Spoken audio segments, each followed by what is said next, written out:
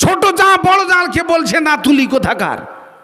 বউ একটু দেখতে খারাপ, কালার খারাপ, যাইতেই বলে দিল। এখানে শুধু আয়সা একটা কথা বলেছিলেন, তিনি তো খাটো। এই খাটো কথাটা যদি এত ভারী হতে পারে, আমার মা বোনরা আপনাকে বলি, আপনার জীবনে আপনি আপনার জায়ের ব্যাপারে, নন্দের ব্যাপারে, শাশুড়ের ব্যাপারে, বউয়ের ব্যাপারে আপনার ভাষা কত কঠিন বেরোতে পারে। আপনার এই ভাষাগুলি এখানে তো পানি খারাপ হয়ে গেছে।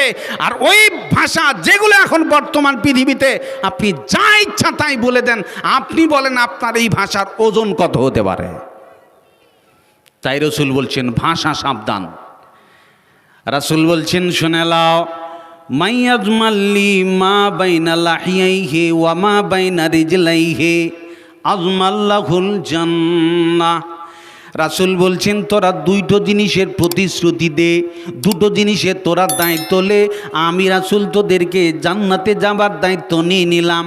দুটো জিনিসের যদি তুমি জামানত নিতে পারো, আমি রাসূল দায়িত্ব নিলাম। কিয়ামতের দিন তোমার জান্নাত যাবার সমস্যা হবে না, কিয়ামতের দিন জান্নাত যেতে কোনো তোমার সমস্যা লাগবে না, আমি রাসূল জামানত নিলাম। তার মানে নবী যদি তার দায়িত্ব নেয় জান্নাত যেতে সমস্যা নাই। আমার রাসূল বলছেন শোনো, একটা হলো লজ্জাস্থান আর দ্বিতীয়টা হলো জবান। তোমার মুখ থেকে যা বেরোয় ফালতু কথা বলো না, ভাষা সংযত রাখো, মার্জিত ভাষায় কথা বলবে, অকট্য ভাষা বলবে না, নোংরা ভাষা বলবি না, আজে বাজে কথা বলবি না, নোংরা ভাষা বলবি না, এবং জীবনে কোনো দিন জেনার ধারে পাশে যাবি না। যৌলাঙ্গকে হেফাজত কর আর জবানে তালা মেরে দে। এই দুটো জিনিসের তুই কথা দে, দায়িত্ব লে, আমি রাসূল দায়িত্ব নিলাম।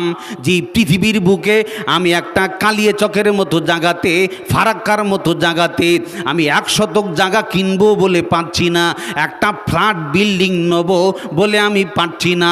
রাসূল বলছেন বিল্ডিং কিনা লাগবে না, এমন দামি জান্নাত, এত বড় দামি জান্নাত, যে জান্নাতের হুরের একটা ওড়না কিনতে গেলে গোটা বিশ্ব বিক্রি করে কিনা সম্ভব হবে না। এত বড় দামি জান্নাত আমি রাসূল তোকে নিয়ে দেবো।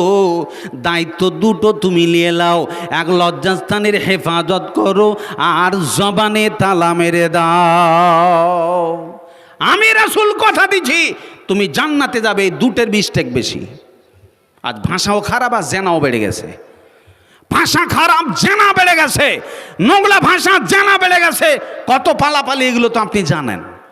এগুলো বাড়াবাড়ি করব না, আপনারা সকলেই জানেন। বর্তমান পৃথিবীতে যখনই আপনি রাসূলের হাদিস লঙ্ঘন করবেন, পাপ করতে বাধ্য, বাঁচার কোনো সুযোগ নেই। কিয়ামতের দিন জান্নাতি জাহান্নামীদেরকে দেখতে পাবে, জাহান্নামী জান্নাতীদেরকে দেখতে পাবে। আমার আল্লাহ তাবারাক ওয়া তাআলা তিনি বলছেন কোরআনে, ফি জান্নাতি ইয়াতাসাআলুনা আনিল মুজরিমিন মা সালাকাকুম ফি সাকার ক্বালু লাম নাকু মিনাল মুসাল্লিন ওয়া লাম নাকু নুতঈমুল মিসকিন ওয়া কুন্না নাখুযু মাআল খায়িদিন। জান্নাতীরা জাহান্নামীদেরকে দেখতে পাবে আর জাহান্নামীরাও জান্নাতীদেরকে দেখতে পাবে। আপনি রাস্তায় দাঁড়াবেন, বিশাল বড় একটা 5 স্টার হোটেল, বিশাল বড় একটা দোকান, এই এত বড় একটা দোকানের ভিতরে, হোটেলের ভিতরে, ফ্ল্যাটের ভিতরে, বিল্ডিংয়ের ভিতরে আপনি এসি ঘরে আরাম করছেন, বিশ্রাম নিচ্ছেন, আপনার জানালা কভার দেখছেন, আয়না সেট করানো। আপনি বাড়ির বিল্ডিংয়ের এসি ঘর থেকে দেখতেছেন আপনার বাড়ির সামনে রোডের কাজ লেবাররা করতেছে, জমির কাজ লেবাররা করতেছে, আপনার জমির কাজ শ্রমিকরা করতেছে, ঘাম ঝরে যায়, বড় কষ্টে দিন কাটতেছে। আপনি কাজ করতে করতে বড় ফ্ল্যাট বিল্ডিংয়ের দিকে তাকাচ্ছেন, ওরা কত আরামে আছে, আর আমরা বড় কষ্টে রোদের তাপে তাপে ঘাম ঝরাই। আবার ওরা বিল্ডিং থেকে দেখতেছে যে দেখ দেখ দেখ এই লোকগুলো বড় কষ্ট করে দিন মজুর খেটে খেটে কত পরিশ্রম তারা করতেছে। বন্ধুরে, ঠিক তেমনি করে জান্নাতি জাহান্নামীদেরকে দেখতে পাবে, জাহান্নামী জান্নাতীদেরকে দেখতে পাবে। জান্নাতীরা জিজ্ঞাসা করবে, ওগো জাহান্নামীরা বল বল বল বল তোরা আজকে কেন জাহান্নামে এসেছিস? এ গুমানির মাটির মানুষেরা, আজকে তোরা কান খুলে শুনেলে, আপনি দুই বন্ধু একসাথে চলাফেরা করেছেন, বন্ধু দেখতে পেল আজকে জাহান্নামের ভিতরে কিলির মিলির করতেছে, বাবরে মারে করতেছে। বন্ধু বল বল বল আজকে তুই জাহান্নামের কেন কষ্ট ভুগতেছিস বল, কে তোকে জাহান্নাম নিয়ে আসলো, জবাব দে। এবার আপনি নয় আমি নয়, আপনি বললে হবে না, আমার কথা নয়, আমার আল্লাহ স্বয়ং জাহান্নামী আসামিদের কথা কোরআনের ভিতরে নোট করে দিয়েছেন। জবাবটা শুনেলে আসামি নিজেই বলতেছে, জাহান্নামী নিজেই বলতেছে আজকে জাহান্নামে এসেছি প্রথম কারণ হলো লামনাকু মিনাল মুসাল্লিন, আমরা 1 নম্বর নামাজি ছিলাম না। ওয়ালাম নাকু নুতিমুল মিসকিন, ক্ষুধার্ত ব্যক্তিদের খাবার দিতাম না, মিসকিনদের খাবার দিতাম না, গরিবদের খাবার দিতাম না। এমনি করে ওয়া কুন্না নাখুদু মাআল খায়দিন, আমরা আজে বাজে বকতাম, ভাষা খারাপ ছিল, নোংরা ভাষা বকতাম, যাইতেই বকে বকে সময় নষ্ট করে ফেলতাম, কোনোদিন ভাষা কন্ট্রোল করতে পারে নাই।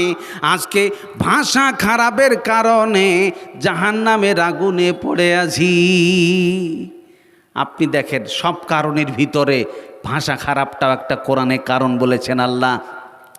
জাহান্নামে পড়ে আছেন, আপনি আপনার নিজের ভাষাতে বলছেন জাহান্নামে কেন এসেছি গো, তার মধ্যে একটা অন্যতমের কারণ সেটি হলো আমার ভাষা খারাপ ছিল, আজে বাজে কথা বলতাম। রাসূল বলছেন আমসিক আলাইকা লিসানাক, তোমার ভাষা কন্ট্রোল করো, কথা সাবধানে জবানে তালা মেরে দাও। আমি একটা শব্দের উপরে আপনাদের সম্মুখে 2-3 ঘন্টা ধরে আলোচনা করলে শেষ হবে না, তবে তারপরের কথাগুলো আমাকে বুঝাতে হবে। খুব ভালো করে কান লাগান, সাবধান করছি। রাসূল বলছেন জাহান্নামের আগুন থেকে বাঁচতে চাওয়ার বর্তমান পৃথিবীতে যা অবস্থা, তাতে আপনি ভাষা বন্ধ করুন, আজে বাজে কথা বলবেন না। এটা রাসূলের প্রথম কথা। দ্বিতীয় নম্বরে আমার রাসূল বলছেন জাহান্নামের আগুন থেকে বাঁচতে চাস, ওয়ালিয়াসাকা বাইতুক, তুমি বাড়ির ভিতরে থাকো, বাড়ির ভিতরে থাকা অভ্যাস তৈরি করো, বাইরে বেরোবে না। মৌলানা এটা তো মানা গেল না, বলে কারণ হলো যদি বাড়ির ভিতরে থাকি তাহলে পরে কাজ কাম কি দিয়ে হবে, ইনকাম কি দিয়ে হবে। বলে না না, তোমার জন্যে বাড়ি থেকে বেরোনোটা বাধা নয়, বাড়িতে তখন তুমি থাকবে, তোমার কাজ হয়ে গেল, কাম হয়ে গেল। ব্যাগটা বাজারে নিয়ে গেলাম, আমার বিবি যেগুলো নোট করে দিয়েছে আমার সাংসারিক জীবনে সব কিছু খরচ করে নিলাম। খরচ করার পরে আমি এখন আর বাজারে আড্ডা নয়, আর সমালোচনা নয়, এবার আমি ব্যাগটা নিয়ে তাড়াতাড়ি বাড়ি চলে যাব। বাড়ি যাওয়ার পরে আমার বিবির সাথে আমার আলোচনা চলবে, ওরে আমি আজে বাজে মেয়ের সাথে আড্ডা করব না, ফালতু ছেলের সাথে কথা বলবো না।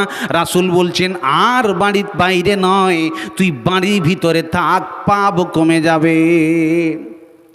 কারণ হলো বর্তমান পৃথিবীতে আপনি দেখবেন আপনি ব্যাগ নিয়ে বেরিয়ে গেছেন, ইনকাম হয়ে গেছে, দোকানে ফালতু সময় নষ্ট, বাড়িতে বিবি আছে, ছোট ছোট ছেলে মেয়েরা আছে, সন্ধ্যা হলো জীবনে বই খুলে দেখে না।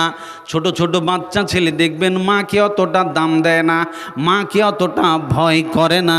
এখন আপনি বাপ, আপনি বাড়ির ভিতরে যান, একটা লাঠি হাতে ধরে নেন। রাসূল বলছেন লা তারফা আনহুম আসাকা আদাবান, তোমরা সন্তান লালন পালন করতে গিয়ে আদবের লাঠি উঠিয়ে নিও না। তার মানে হলো সন্তানকে যদি শিষ্টাচার বানাতে চাও, ভদ্র বানাতে চাও, আদবওয়ালা বানাতে চাও, আপনি সেই আদবওয়ালা সন্তানকে শিক্ষা দিতে গেলে, শিষ্টাচার বানাতে গেলে রাসূল বলছেন হাতে লাঠি ধরে রাখ। বাপ বাজার করে বাড়িতে গেল, লাঠিটা হাতে নিল, দৌড়িয়ে গিয়ে বউ নিয়ে বসবে। আপনি বাজার করে এসে দেখছেন মা মোবাইল দেখছে আর ছেলেরাও মোবাইল দেখছে, কেউ কারোর দিকে গুরুত্ব দেয় না।